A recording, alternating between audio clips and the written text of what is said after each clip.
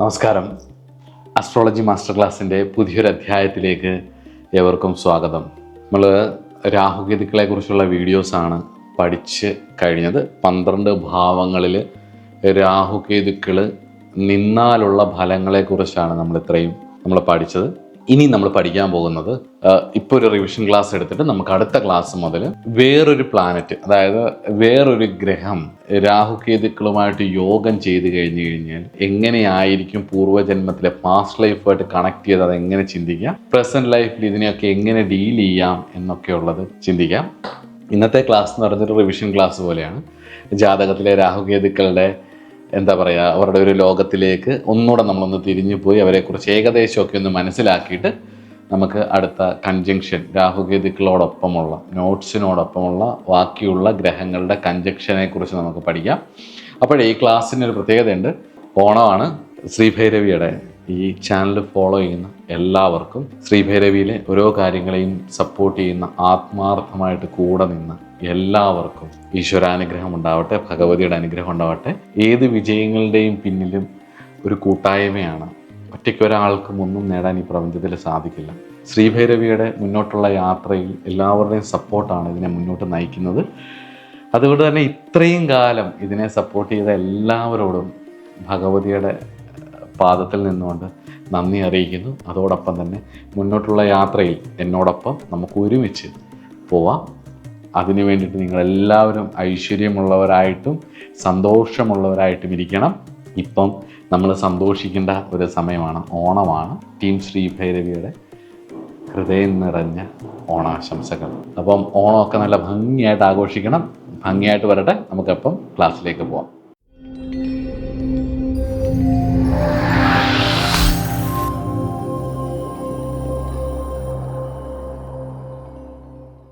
ജാതകത്തിലെ രാഹുകേതുക്കളുടെ ലോകത്തിലേക്ക് നമ്മൾ കടക്കുമ്പം ഉറപ്പായിട്ടും നമുക്ക് ആ രാഹുകേതുക്കളുടെ സൂചന നമുക്ക് തരണമെങ്കിലും 12 രാശികൾ, 9 ഗ്രഹങ്ങളും അതോടൊപ്പം ഗുളികനും ചേർന്ന 10 ഗ്രഹങ്ങൾ, അതോടൊപ്പം 12 ഭാവങ്ങൾ, ട്രാൻസിറ്റും ദശയും കൂടെ ചേർത്ത് 36 സിംബൽസിനെ ബേസ് ചെയ്ത് ഹ്യൂമൻ പെർസീവബിൾ ആയിട്ടുള്ള യൂണിവേഴ്സിലെ എന്തും നമുക്ക് ഡിസ്ക്രൈബ് ചെയ്യാൻ പറ്റും. അതൊരു ബേസാണ്. ഈ ഒരു 36 തത്വം എന്നുള്ളത്, അതിൽ ഓരോ തത്വങ്ങളെയും നമ്മൾ വളരെ ഇലാബറേറ്റ് ആയിട്ട് ചെയ്ത് കഴിഞ്ഞാൽ നമ്മൾ ഷഡ്ബലങ്ങളിലേക്കും വർഗബലങ്ങളിലേക്കും അഷ്ടവർഗങ്ങളിലേക്കും ഒക്കെ വളരെ വ്യത്യസ്തമായിട്ടുള്ള പല കാര്യങ്ങളിലേക്കും ഈ 36 സിംബൽസിനെ നമ്മൾ ഡിസ്ക്രൈബ് ചെയ്ത് കഴിഞ്ഞാൽ നമ്മുടെ മുന്നിൽ ഒരുപാട് ചോദ്യങ്ങൾ വരും.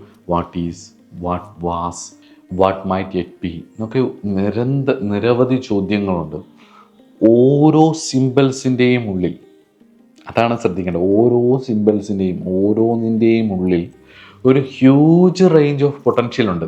അത് എത്രത്തോളം, ഞാനത് പണ്ട് പറയുമായിരുന്നു, നമ്മൾ ആദ്യകാലത്തെ ക്ലാസ്സുകളിലൊക്കെ ഞാൻ പറയുമായിരുന്നു, നമ്മൾ കാരകത്വങ്ങൾ എത്രത്തോളം പഠിക്കുന്നു അത് അറിവാണ്. അപ്പം ആ അറിവുകളാണ് ശരിക്കും ഒരു ജന്മത്തിൻ്റെ നിഗൂഢതകളുടെ സാമ്രാജ്യത്തിലേക്ക് ഒരു സാധാരണ ജ്യോതിഷനെ കൊണ്ടുപോകുന്നതും അയാൾ ദൈവജ്ഞനായി മാറുന്നതും. ആ ജ്യോതിഷം എന്ന് പറയുന്ന ഇതിലേക്ക് ഇറങ്ങുമ്പോൾ നമ്മളൊരു സാധാരണ ജ്യോതിഷനാണ്. പഠിക്കാൻ അങ്ങോട്ട് ഇറങ്ങുമ്പോൾ ഒരു സാധാരണ, നമ്മൾ ഫിസിക്സും കെമിസ്ട്രിയും ഒക്കെ പഠിക്കുന്ന പോലെ തന്നെ സാധാരണ പഠനം തന്നെയാണ്. അല്ലെങ്കിൽ ഒരു MBBSന് ചേരുമ്പം ഉള്ള ഒരു ഡോക്ടർ ആവാൻ വേണ്ടി ചേരുന്ന ഒരു മെഡിക്കൽ സ്റ്റുഡൻറ്റിനെ പോലെ. പക്ഷേ അയാളുടെ നിരന്തരമായിട്ടുള്ള പരിശ്രമവും അറിവും അയാളുടെ നേട്ടങ്ങളും അനുഭവങ്ങളുമാണ് അയാളെ ഒരു നല്ല ഡോക്ടറിലേക്ക് എത്തിക്കുന്നത്.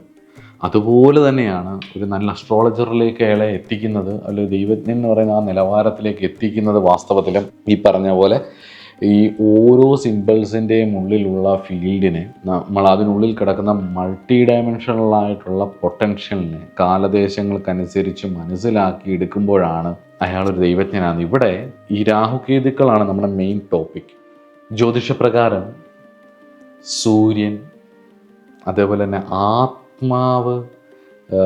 ആത്മബോധം, ഈഗോ, ഞാൻ എന്നുള്ള ബോധം, ലോജിക്ക്, ഞാൻ എന്നുള്ളതെല്ലാം സൂര്യനാണ്. ചന്ദ്രനാവട്ടെ ഹൃദയമാണ്.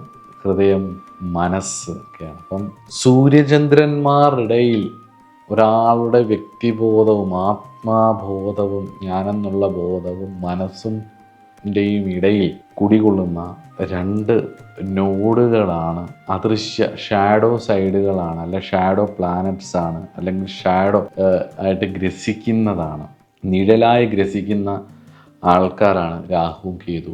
രാഹു ഈ ജന്മം എങ്ങനെ ഫ്രീ വില്ല് എങ്ങനെ യൂസ് ചെയ്യണം എന്ന് നമ്മളെ പഠിപ്പിക്കുന്നു. കേതു ആവട്ടെ പൂർവ്വജന്മത്തിൻ്റെ കാര്യങ്ങൾ, നമ്മുടെ പാസ്റ്റ് ലൈഫ്, പ്രയർ ലൈഫ്, നമ്മുടെ പഴയ ജന്മങ്ങളിൽ നമ്മൾ ചെയ്തിട്ടുള്ള കർമ്മ ഫലത്തിൻ്റെ, സുകൃതത്തിൻ്റെയും ദുഷ്കൃതത്തിൻ്റെയും ആകത്തുകയായിട്ട് കാണിക്കും. ഇത് രണ്ടും കാലദേശങ്ങൾക്കനുസരിച്ച് മനസ്സിലാക്കിയാൽ മാത്രമേ നമുക്ക് വ്യക്തമായിട്ട് ഇതിനെ കൈകാര്യം ചെയ്യാൻ പറ്റത്തുള്ളൂ. പലപ്പോഴും നമുക്ക് ഈ ഫ്രീ വില്ലും വിധിയും തമ്മിൽ മനസ്സിലാക്കാൻ ഭയങ്കര പാടാണ്. ജ്യോതിഷ വിദ്യാർത്ഥികളെങ്കിലും അത് ശ്രദ്ധിക്കണം. കാരണം എന്ന് വെച്ച് കഴിഞ്ഞാൽ നമ്മളെല്ലാം പറയത്തില്ലേ വിധിയാണെങ്കിൽ പിന്നൊന്നും ചെയ്യാൻ കഴിയില്ല. ചിലവർ പറയും ഇതൊക്കെ നമ്മുടെ പ്രയത്നമാണ്, ഇതിലൊന്നും വിശ്വസിക്കേണ്ട ഒരു കാര്യമില്ല, നമുക്ക് കിട്ടാനുള്ളത് കിട്ടും. ഇതിൻ്റെ ഇടയിൽ ഒരു ന്യൂട്രൽ പോയിന്റ് ഉണ്ട്. അതായത് ഇപ്പോൾ ഉദാഹരണത്തിന് ഈ ശരീരം എന്നെ കണ്ടുകൊണ്ടിരിക്കുന്നു, കുറേ വർഷങ്ങൾ കഴിഞ്ഞ് ഈ വീഡിയോ കാണുമ്പോൾ, എന്നെ നേരിട്ട് കാണുമ്പോൾ ഞാൻ മാറിയിട്ടുണ്ടാവും. അത് മാറ്റാൻ പറ്റാത്ത വിധിയാണ്, അല്ലേ? വിധിയാണ്. അതുപോലെ തന്നെ എൻ്റെ ഈ പൊക്കം, നിങ്ങൾ ഇനി എത്ര വർഷം കഴിഞ്ഞ് എന്നെ കണ്ടാലും, ഞാൻ ജീവിച്ചിരിക്കുന്ന കാലഘട്ടത്തിൽ നിങ്ങൾ എന്നെ കണ്ടാലും ഈ പൊക്കം എനിക്ക് കുറയില്ല, അത് വിധിയാണ്. പക്ഷേ എൻ്റെ വണ്ണം എനിക്ക് കൂട്ടുകയോ കുറയ്ക്കുകയോ ചെയ്യാം, അതെൻ്റെ കയ്യിലാണ്. എൻ്റെ ആഹാര രീതികളും എൻ്റെ റൊട്ടീനും എൻ്റെ ശരീരത്തോടുള്ള സ്നേഹവും ആരോഗ്യത്തോടുള്ള സ്നേഹവും ബഹുമാനവും ഒക്കെയാണ് എൻ്റെ വണ്ണം കൂട്ടുകയോ കുറയ്ക്കുകയോ ചെയ്യുന്നത്. എൻ്റെ ഈ ശരീര സംരക്ഷണത്തെ ഞാൻ എന്തൊക്കെ കഴിക്കണം, എന്തൊക്കെ ചെയ്യണമെന്ന് തീരുമാനിക്കുന്നത്. അത് ഫ്രീ വില്ലാണ്. മനസ്സിലാവുന്നുണ്ടോ? അതേസമയത്ത് ഈ പൊക്കം എന്ന് പറയുന്നത് ഇനി മാറില്ല. അത് എന്താണ്? അത് നമ്മുടെ ഫെയ്ത്താണ്. ഇതുപോലെയാണ്, ഇത് രണ്ടിൻ്റെയും ഇടയിലാണ് നമ്മുടെ ജീവിതം ഇരിക്കുന്നത്.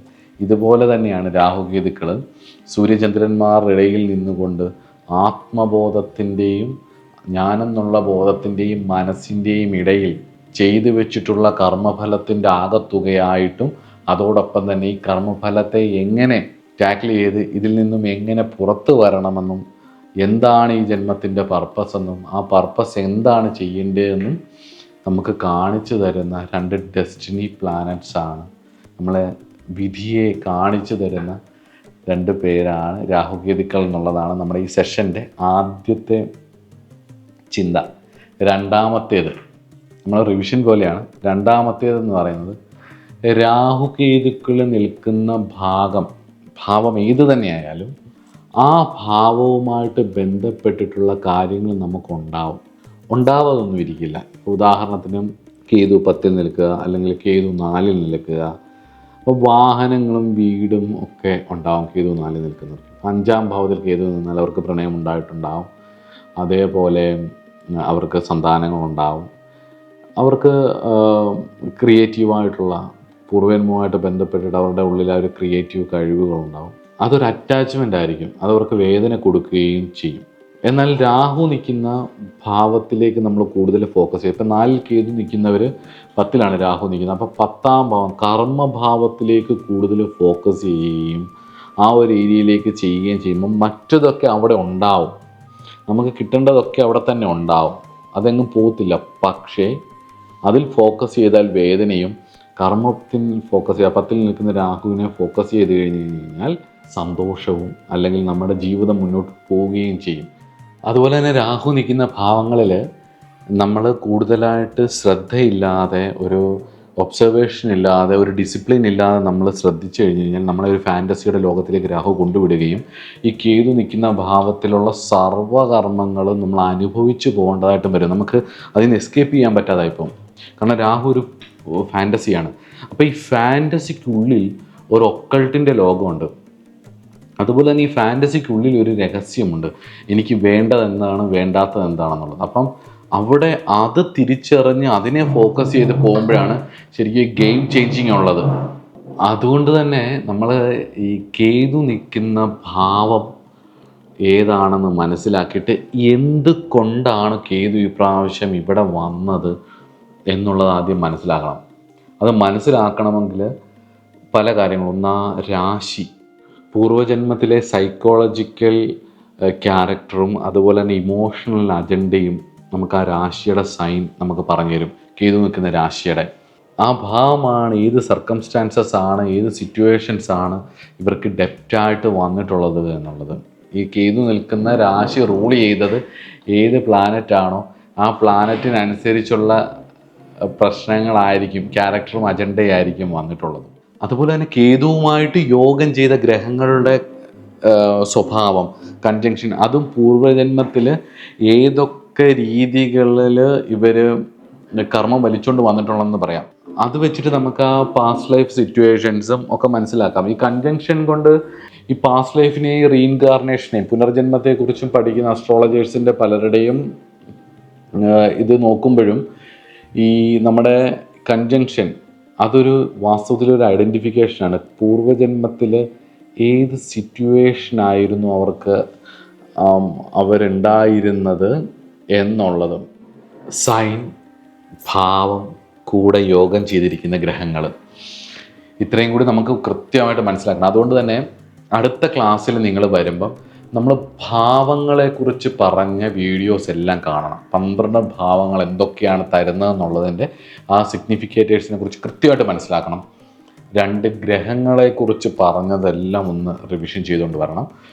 3-മത്തേത് ഈ രാശിയെക്കുറിച്ച് പറഞ്ഞതും കൂടി കൊണ്ടുവരണം. എന്നാൽ മാത്രമേ ഒരു രാശി ഏതൊക്കെ രാശിയുമായിട്ട് ചേരത്തില്ല, ഒരു ഭാവം ഏതൊക്കെ ഭാവമായിട്ട് ചേരത്തില്ല, അപ്പോൾ 2 ചേരാത്തതുങ്ങൾ ഒരുമിച്ച് ചേരുമ്പോൾ ഉണ്ടാകുന്ന സബ്ജക്റ്റുകൾ, ഇതൊക്കെ വെച്ചിട്ട് നമുക്ക് എന്തൊക്കെ ഇവർക്ക് വരാം എന്നുള്ളത് നമുക്ക് ഡയഗ്നോസ് ചെയ്തെടുക്കാൻ പറ്റത്തുള്ളൂ. അതുകൊണ്ട് തന്നെ ഗ്രഹത്തെക്കുറിച്ചും ഭാവത്തെക്കുറിച്ചും രാശിയെക്കുറിച്ചും പറഞ്ഞ 3 കാര്യങ്ങൾ ഫുള്ള് കണ്ടിട്ട് രാഹുകേതുക്കളുടെ വീഡിയോ കണ്ട് മനസ്സിലാക്കിയിട്ട് വേണം അടുത്ത ക്ലാസ്സിൽ വരാൻ. ഇവിടെ മാവേലിയും അതുപോലെ പുലിക്കുട്ടികളും ഓണാഘോഷത്തിൻ്റെ കാര്യങ്ങളൊക്കെ വന്നു തുടങ്ങി. അപ്പം ഞാനും ഓണം ആഘോഷിക്കാൻ പോവുകയാണ്. ഇന്നത്തെ കാലഘട്ടത്തിലെ ജീവിതത്തിൻ്റെ ഈ വലിയ തിരക്കിനിടയിൽ നമുക്കോരോരുത്തർക്കും വീണ് കിട്ടുന്ന ഓരോ നല്ല അവസരങ്ങളാണ് വാസ്തവത്തിൽ സെലിബ്രേഷൻസ്.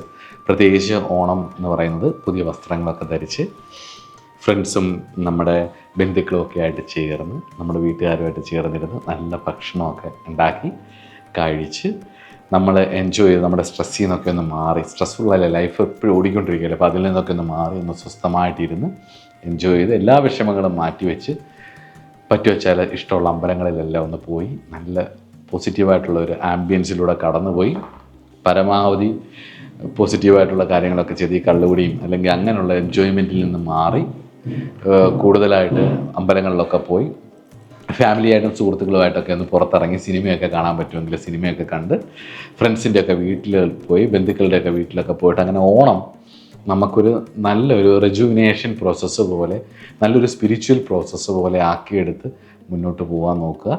എല്ലാവർക്കും ഗംഭീരമായിട്ടുള്ളൊരു ഓണം ആയിരിക്കട്ടെ. എല്ലാവർക്കും ഓണാശംസകൾ നേരുന്നു. തൃക്കാക്കരയപ്പനായിട്ടുള്ള വാമനമൂർത്തിയുടെ ജന്മനാളായിട്ടുള്ള തിരുവോണ നക്ഷത്രത്തിൻ്റെ ആഘോഷം എല്ലാവർക്കും ഭംഗിയാവട്ടെ, ഭഗവാന്റെ അനുഗ്രഹം ഉണ്ടാവട്ടെ എന്ന് പ്രാർത്ഥിക്കുന്നു. നമസ്കാരം.